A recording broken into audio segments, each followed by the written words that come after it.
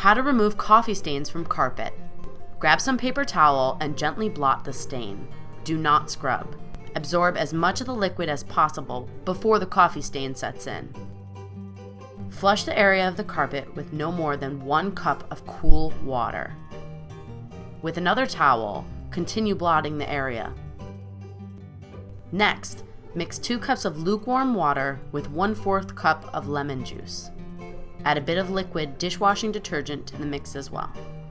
If you don't have lemon juice, you can also use 1/3 cup white distilled vinegar to 2/3 cup water.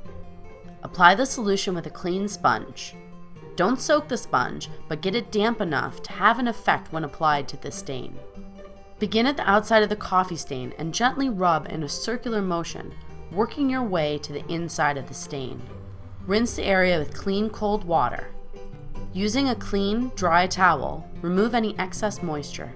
If the coffee stain remains, repeat this process until the stain disappears. For more spot cleaning solutions, visit spotremoval.coit.com.